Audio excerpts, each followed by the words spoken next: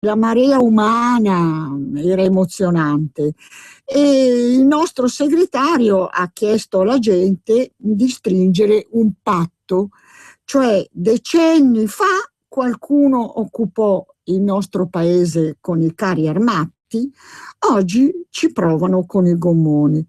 Ma quando un popolo viene aggredito deve potersi difendere. Matteo Salvini ha cominciato dicendo: siete uno spettacolo commovente. Una piazza del Duomo così non si era mai vista. E poi è arrivata una prima sorpresa. Abbiamo tutti cantato in coro "Oh mia bella Madunina". Questa piazza è la piazza dei nostri figli, del futuro, della pace, dell'antirazzismo. Allora, ecco, entriamo adesso nel vivo della trasmissione. Abbiamo questo programma oggi, ci collegheremo con Fabio Bettio che ci parlerà di una iniziativa a Parma sul cibo. Nella seconda parte avremo Andrea Repossini. Sono stata, ringrazio la Coldiretti che mi ha invitato a Villa d'Este per commentare quello che c'è di nuovo sul tema dell'anticontraffazione e ne sentiremo delle belle. Nel frattempo vi do un comunicato che mi è stato pregato di leggere. Donne e salute mentale. Un convegno aperto lo scorso 10 ottobre a Milano e a Open Day in tutta Italia. Allora, porte aperte in circa 60 ospedali su tutto il territorio nazionale per visite ed esami gratuiti dedicati ai disturbi psichici femminili. Al via le prenotazioni. A Milano inoltre un convegno aperto ai cittadini ha diffuso maggiori informazioni sul tema. Allora, dichiarazioni di Francesca Merzagora. L'Open Day sulla salute mentale al femminile è un'iniziativa già collaudata per altre patologie, in cui gli ospedali del network Bollini Rosa mettono gratuitamente a disposizione della popolazione servizi per consentire alle donne e ai familiari delle pazienti di poter esprimere il loro disagio in un contesto dedicato. Maggiori informazioni potete trovarle su www.bollinirosa.it oppure telefonando allo 02 29 01 5286, lo ripeto 02 29 01 5286, o scrivendo una mail a openday@ondaosservatorio.it. Adesso chiediamo al nostro regista Roberto, cominciamo a parlare con Fabio Bettio su una iniziativa che vede Parma. Parma sapete che è sempre, come dire, attiva nel difendere la nostra alimentazione. Sappiamo tutti che c'è Cibus, ma sentiremo da Fabio Bettio cosa ci racconta su Cibus Tech Food. Abbiamo in linea? Buongiorno a Fabio Bettio. Buongiorno a voi, buongiorno ai radiospettatori. Grazie per l'invito. Come anticipato, appunto, Parma è la sede della Food Valley italiana, quindi sì, rappresenta a livello italiano ma anche internazionale la culla del buon cibo italiano. E oltre alla nostra manifestazione Cibus dedicata al prodotto alimentare, da quasi 70 anni organizziamo Cibus Tech Food Pack, quindi la manifestazione sorella che presenta le tecnologie per la lavorazione e il confezionamento dei prodotti alimentari e delle bevande. Ecco, praticamente gli ascoltatori, se vogliono vedere de visu come arriva il cibo sulle nostre tavole confezionato, può venire. Oltre, ricordiamo, sono due le manifestazioni. Una è Cibus in genere e l'altra è Cibus Tech. La più vicina è il Cibus Tech, che si svolgerà a Parma dal 28 al 31 ottobre. Ecco, dal 28 al 31 ottobre. Allora, è aperta a tutti, ma soprattutto a chi si interessa di tecnologia, se ho ben capito. Signor Bettio, a lei. Certamente. È una manifestazione dedicata agli operatori dell'industria alimentare italiana e internazionale. Consideriamo che ci sono circa 30.000 visitatori. Mamma mia! Parecchi, sì. Non solo italiani, ma anche da ogni paese dove c'è un'industria alimentare più o meno sviluppata. Considerate che i nostri visitatori esteri vengono dal Nord America, dalla Russia, dall'Est Europa, dal Sud America, dalla Cina, dall'India, quindi tutti i paesi che hanno un'industria alimentare o già sviluppata o da sviluppare. Perché a Parma? Perché a Cibus Tech Food Pack? Perché qui trovano le migliori soluzioni tecnologiche per produrre e confezionare i prodotti che sono sulle tavole, diciamo, di tutto il mondo.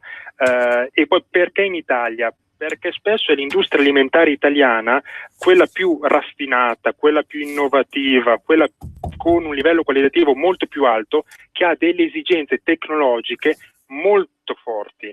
E quindi di conseguenza la nostra industria tecnologica si sviluppa su queste esigenze e esporta in tutto il mondo le migliori tecnologie per produrre e confezionare prodotti alimentari e bevande. Quindi noi siamo, diciamo, una attrazione, una realtà esportatrice, questo fa onore alle nostre industrie.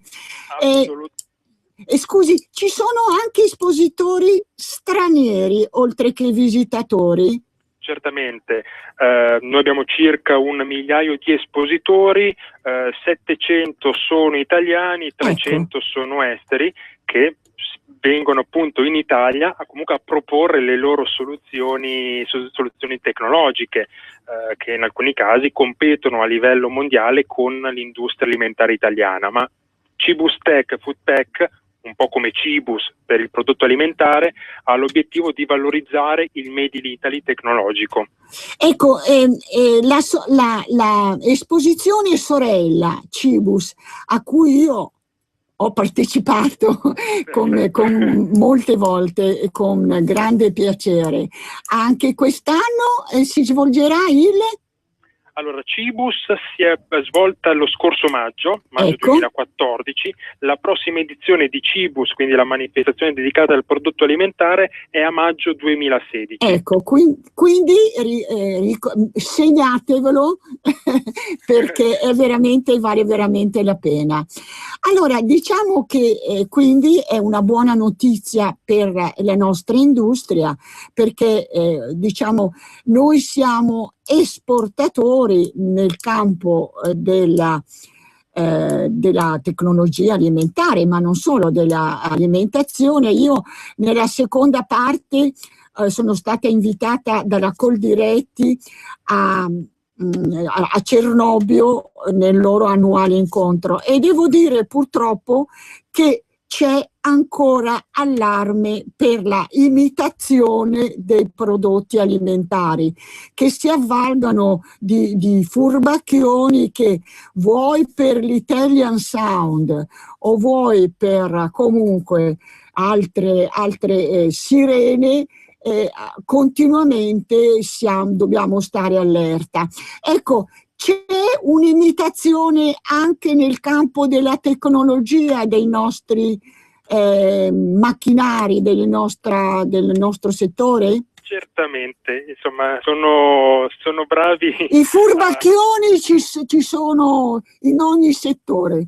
Esistono in tutti i settori, però quello che sta accadendo, consideriamo appunto la Cina è uno di quei paesi dove l'imitazione di tecnologie occidentali, quindi italiane, tedesche, è all'ordine del giorno.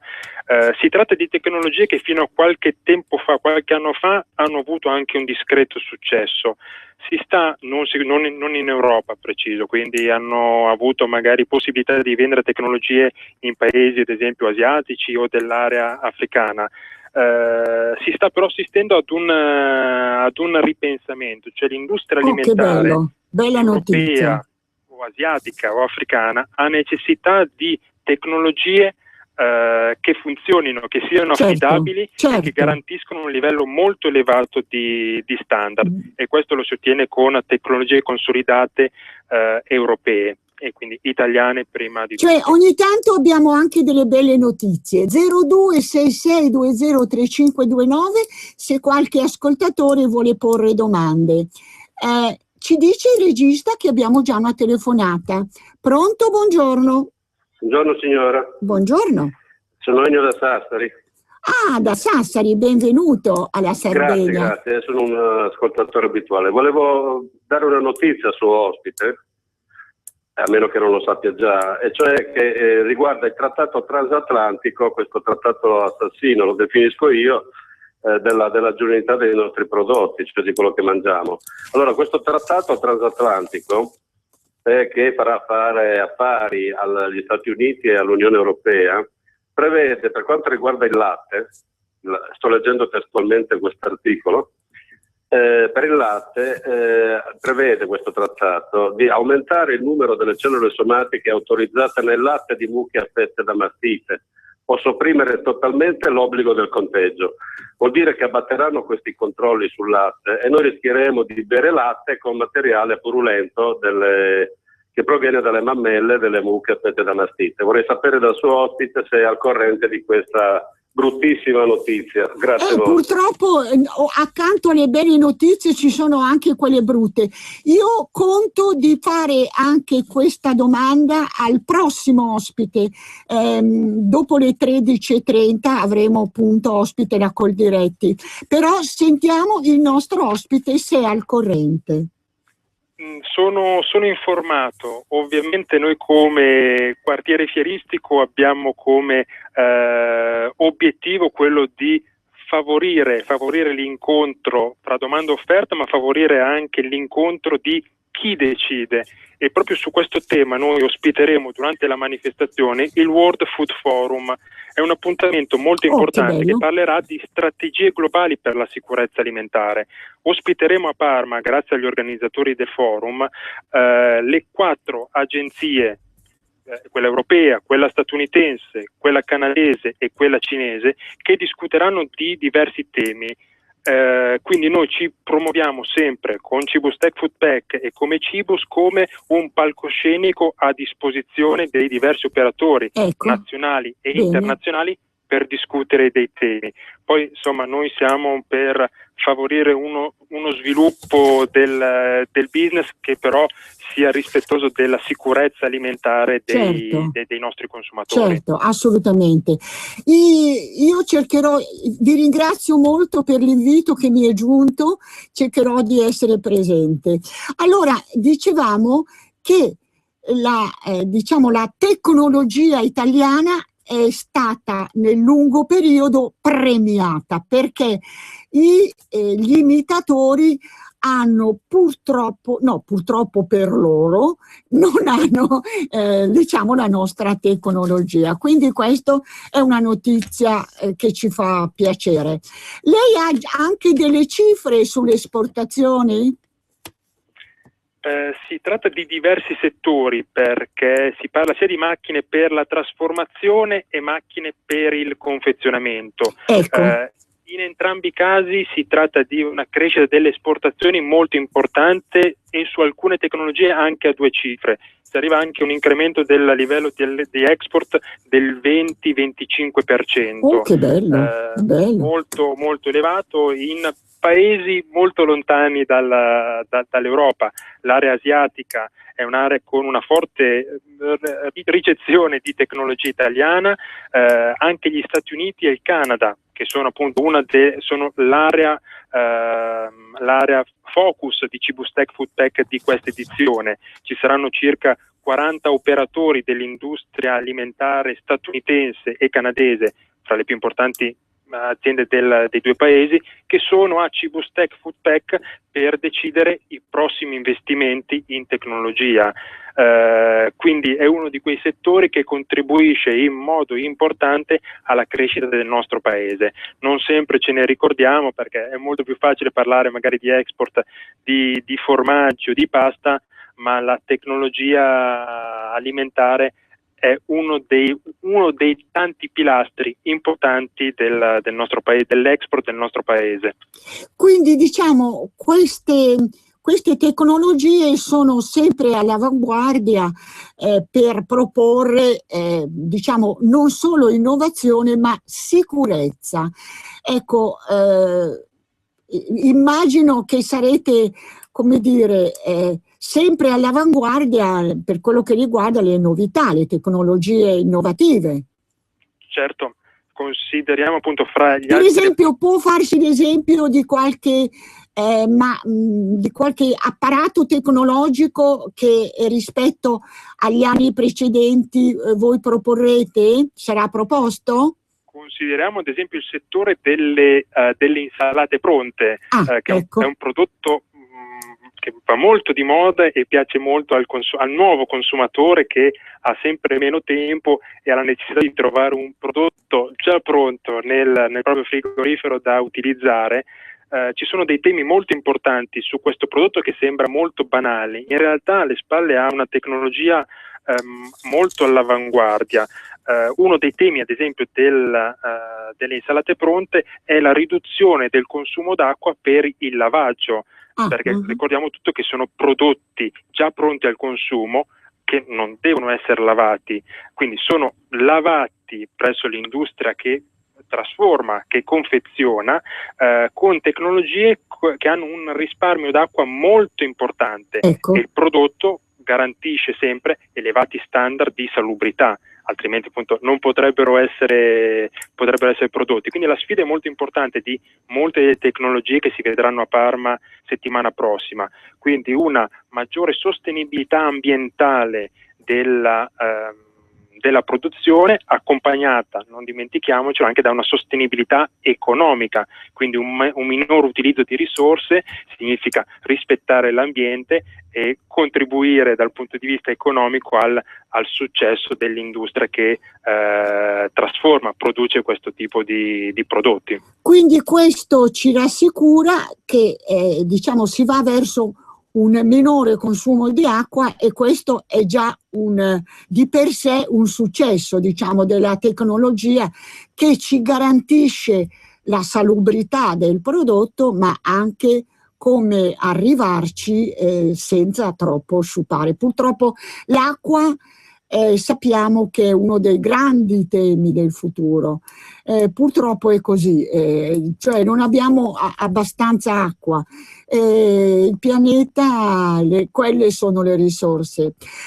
Va bene, io non so, vogliamo aggiungere, tra poco ci lasceremo, ma non senza augurare a Cibus-Tec, a Parma, un grande successo. Se vuole aggiungere qualcosa, come contattarvi, come...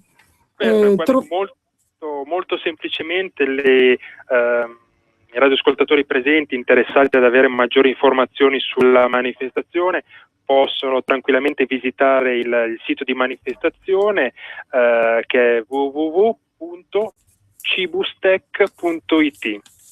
Bene, allora noi la ringraziamo e le auguriamo buon lavoro. Grazie Grazie, altrettanto. Buona grazie. giornata a tutti, grazie. Allora, cari amici, come avete sentito, Parma ancora una volta è un appuntamento importantissimo.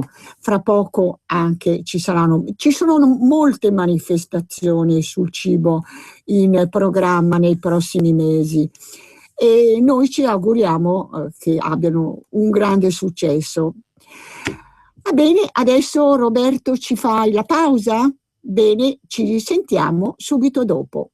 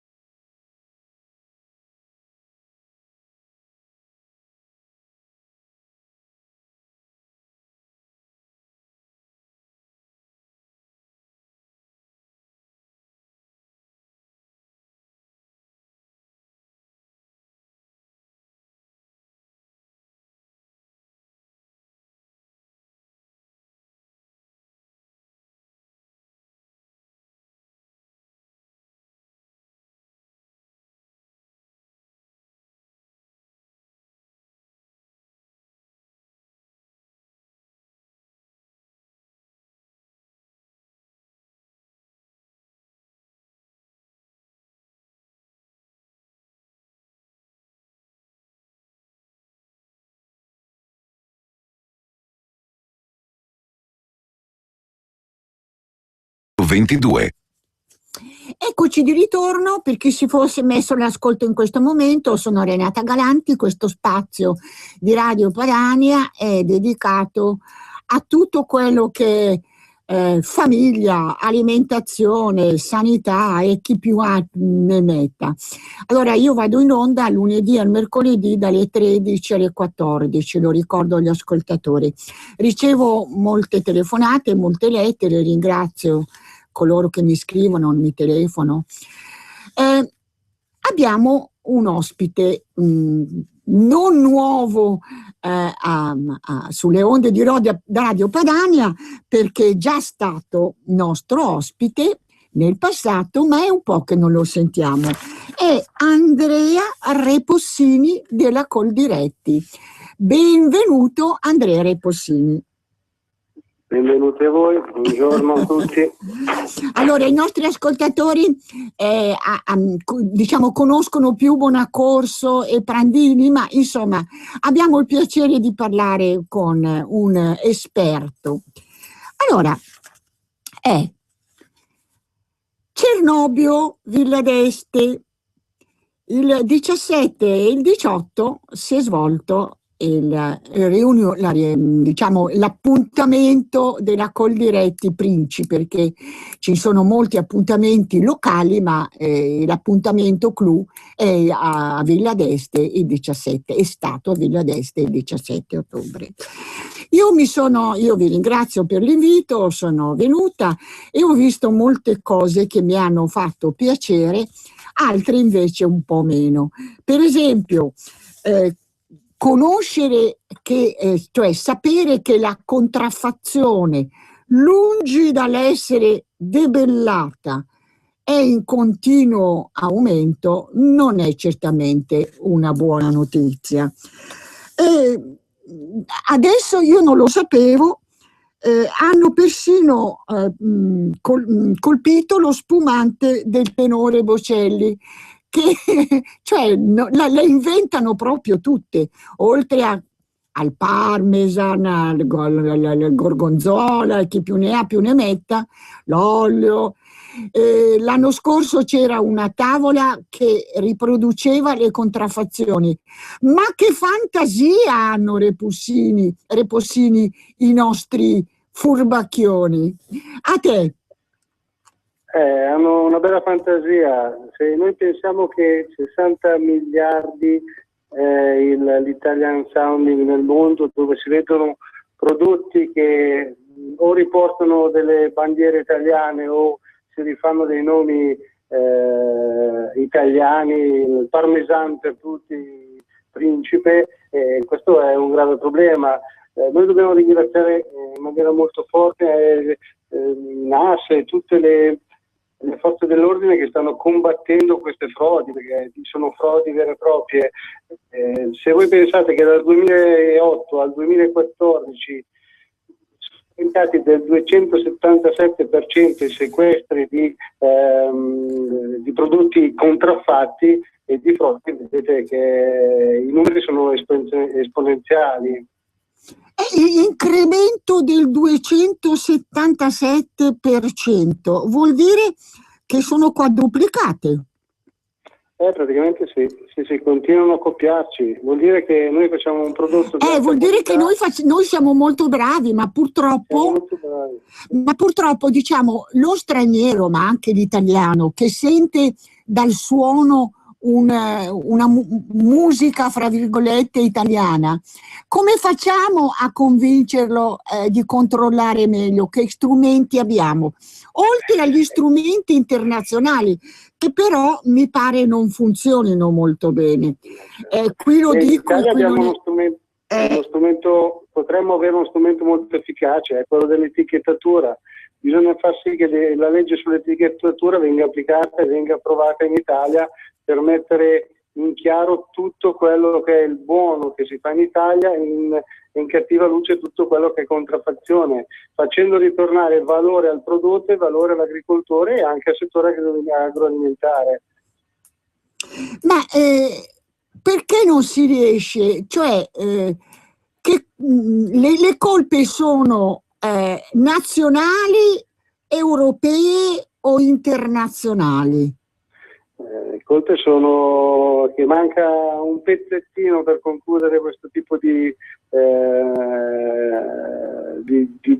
progetto dell'etichettatura obbligatoria, e c'è qualcuno che forse deve avere più coraggio nel portare avanti quello che è il valore dell'Italia, cioè bisogna che qualche nostro politico sia più coraggioso nel prendere in mano la situazione e portare avanti il discorso dell'etichettatura obbligatoria. Ecco, leggo qui sul vostro comunicato stampa che gli ottimi risultati dell'attività di contrasto messi in atto dalla magistratura e da tutte le forze dell'ordine impegnate confermano la necessità di tenere alta la guardia e di stringere maglie troppo larghe, a partire dall'obbligo di indicare in etichetta la provenienza della materia prima impiegata. Allora torniamo sempre lì, cioè c'è qualcuno a cui questa musica non piace, perché è meglio lasciare della nebbia su questo argomento. E cosa diciamo? Diciamo che il business dell'illegalità vale 14 miliardi di euro, vedete voi, si contraffai da Brunello, il Chianti, il Morellino. Avete visto, vi ricordate quei bellissimi fusti che hanno fatto vedere a Striscia Notizia, dove da delle polveri nasceva no, ma il vino.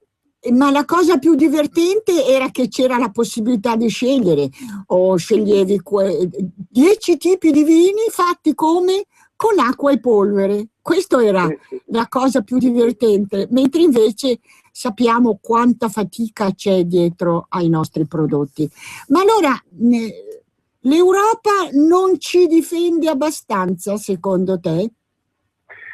Secondo me, non posso dirlo, secondo quello che sta emergendo da quello che stiamo dicendo, diciamo che ci vorrebbe più coraggio nel dare la possibilità a un settore agroalimentare italiano di essere tutelato, garantendone la provenienza dei prodotti, per essere sicuri di trovare sullo scaffale del supermercato un prodotto che sicuramente sia tracciabile nella sua provenienza, e pagare il giusto prezzo per un prodotto di qualità, rilanciando con questo anche tutto un discorso economico. Se ritorna valore in Italia possiamo reinvestire come aziende agricole e veramente possiamo fare anche un po' più di economia sana e pulita in Italia.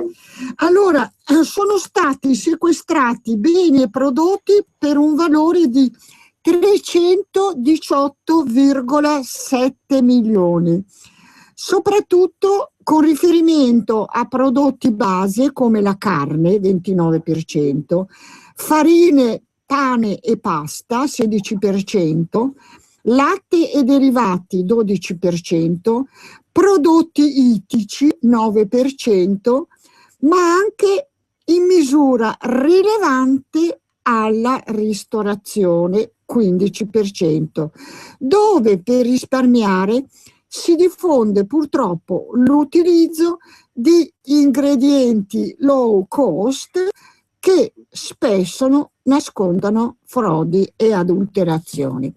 Allora io vi chiedo questo: come faccio a sapere se nel ristorante dello zio Giuseppe si utilizzano i prodotti nostri o i prodotti low cost? Come faccio? Questo bisognerebbe chiederlo ai ristoratori. Domanda da $1 milione. Questa domanda. In Italia ci sono tanti ristoratori che hanno una forte propensione a utilizzare prodotti sicuri e certificati nella provenienza, anzi sta aumentando questa sensibilità, e questo ci fa solo piacere. Però per questa domanda forse è meglio che chiedete all'associazione di categoria dei ristoratori. Sì, è vero. Questa domanda, un ascoltatore ci aveva telefonato, io non so se lei è al corrente, sul trattato transatlantico per abbassare i controlli. No, questo mi dispiace. Ecco, questo non è il corrente, va bene, approfondiremo la cosa. Allora, il vino spumante del tenore Bocelli Sì. è stato una novità di questo convegno della Coldiretti e non l'avevo ancora sentito. Poi c'è alle finte cotenne di prosciutto di Parma, Sì. utilizzate per fare i fagioli con le cotiche, ma proprio, ma che fantasia hanno i nostri.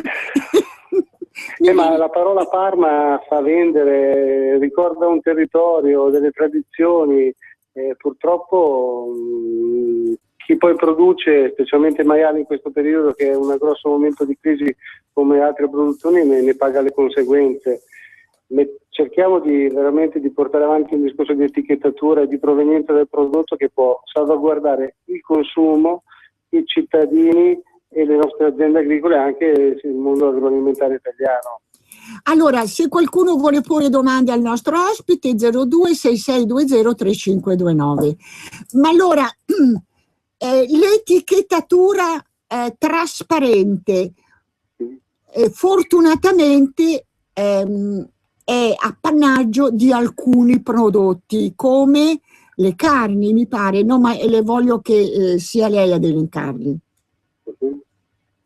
Sì, ci sono dei prodotti che c'è la etichettatura trasparente, anche sull'olio è stata introdotta, sulla provenienza dei pomodori, però questo è poco, bisogna veramente fare ancora uno sforzo che tutti i prodotti in commercio abbiano una riconoscibilità, una tracciabilità, per far sì che vengano tolte quelle ombre e quegli anfratti che non si possono vedere, per far ritornare, come dicevo prima, valore alla produzione e al prodotto italiano. Va bene, abbiamo una telefonata. Pronto? Buongiorno. Buongiorno, io telefono, sono Laura di Brescia. Buongiorno Laura. Volevo esporre il mio problema ai suoi ospiti. Proprio ieri mattino, io la domenica che ho i miei familiari uso molto spesso patate. Di solito metto gli occhiali quando vado a comprarle e guardo sempre di comprare nelle nostre regioni dell'Emilia, Bologna. Se sono già dalla Spagna io non le compro. Mi è successo che dopo averle tagliate, ne ho tagliato 2 padelle perché poi io gioco un po' di fantasia, inforno una, tempo 10 minuti dell'altra patata sbucciata, tagliata a fettine già nella padella, è diventata marrone. Ha presente il colore dello zafferano in busta. Mamma mia. Tutta marrone, ma sembrava pitturata. Ma ha visto da dove proveniva? Le ho comprate la settimana scorsa, provenivano sempre da parte delle Reggio Emilia, del Bologna. Dopo io non so se sono arrivate dall'estero e poi confezionate. Io guardo sempre la provenienza padana. Ha ragione. Però non mi è mai successo un fatto simile, sono rimasta a bocca aperta, ho fatto vedere anche a mio figlio, non ho parole, mai successo una cosa del genere. Sentiamo la vostra risposta, Padania Libera, e grazie. Grazie, abbiamo una seconda telefonata. Pronto? Buongiorno. Pronto, buongiorno, sono Giuseppe dalla provincia di Lecco, complimenti per la trasmissione. Grazie. E anche al vostro ospite. Una cosa vorrei dire, va bene l'etichettatura, ma io sarei anche per la tracciabilità, cioè ciò che concerne il latte e quant'altro, tutto quello che si produce in agricoltura diventa fondamentale. Però signori, c'è un grosso problema, io ho quasi 70 anni, io mi ricordo che al mio piccolo paese c'era un macello dove tutti ne potevano fare uso. Con la mucca pazza e con i sinistroidi che gestiscono l'ASL hanno fatto chiudere i macelli, ha messo tutti in gravi difficoltà e di conseguenza abbiamo questa situazione.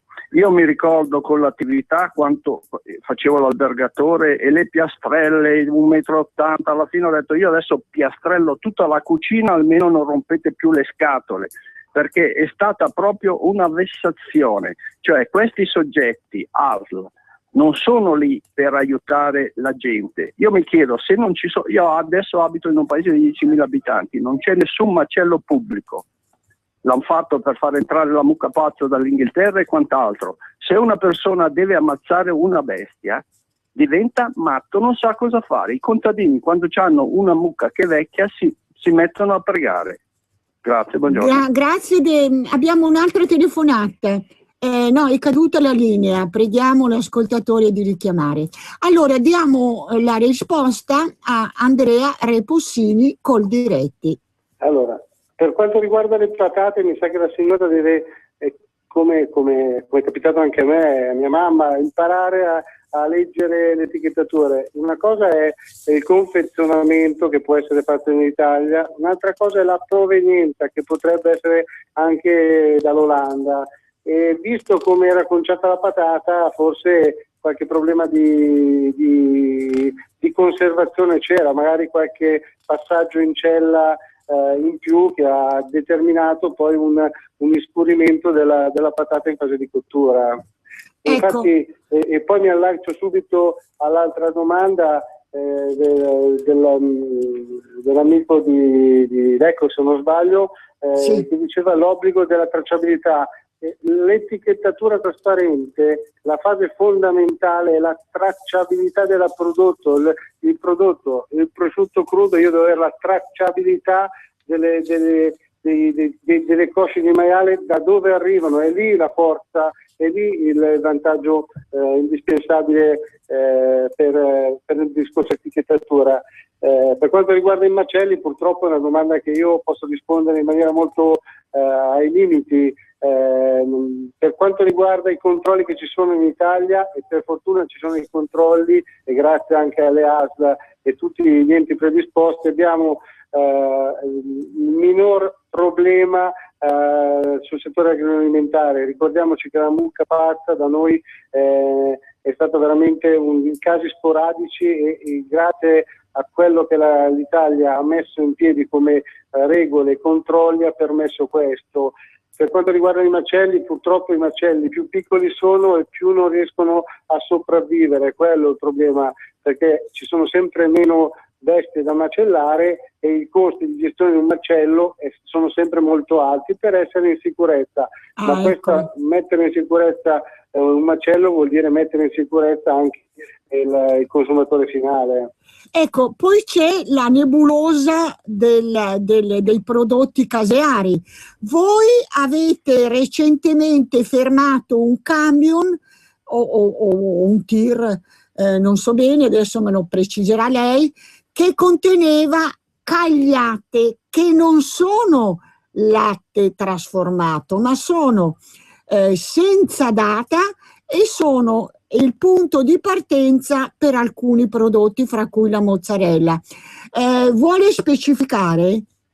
Sì, eravamo ancora al Brennero, ma anche dopo il Brennero ci è capitato di aprire un camion dove erano contenute delle cagliate, che sono dei panetti sottovuoto di colore giallo, che poi vengono rilavorati in Italia e fatti diventare mozzarelle con dei prodotti chimici per sbiancarli.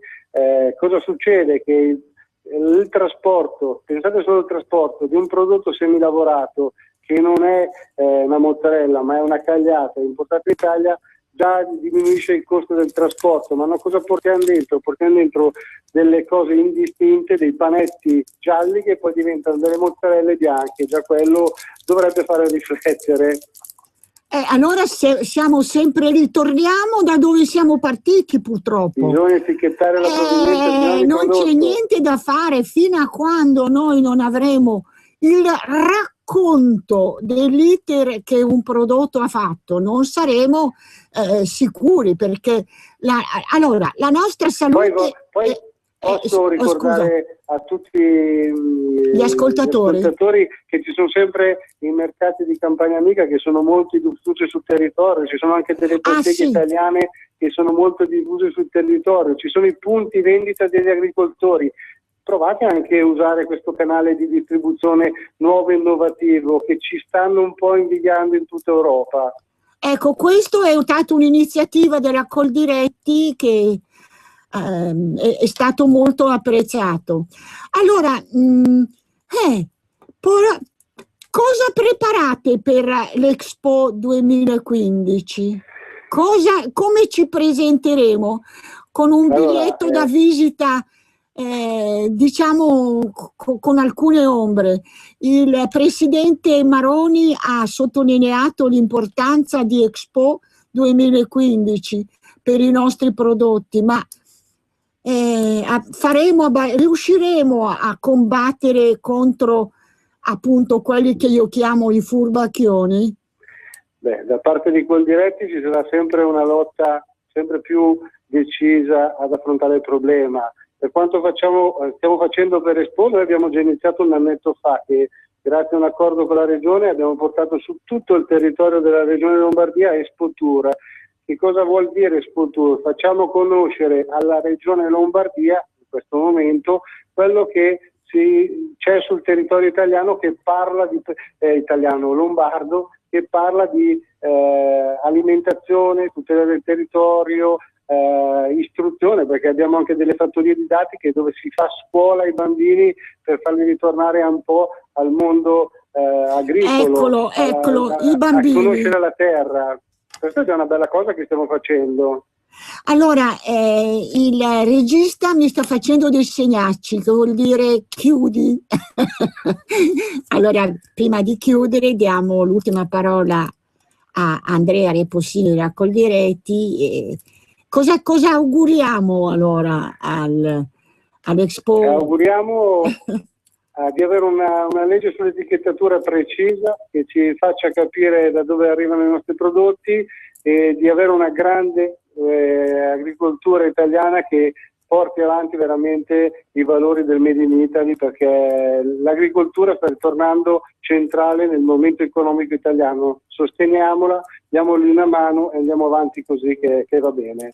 Grazie Andrea Repossini da Coldiretti. Grazie Renata. Grazie agli ascoltatori e come al solito noi siamo qui a raccomandare, ove possibile leggete l'etichetta, non solo per il nostro commercio, per la nostra produzione, ma anche per la nostra salute. Ricordiamoci, la nostra salute è la cosa più preziosa che abbiamo, difendiamola. Vi do appuntamento a mercoledì dalle 13 alle 14 con altri ospiti. Un saluto da Renata Galanti. Avete ascoltato Sportello Famiglia.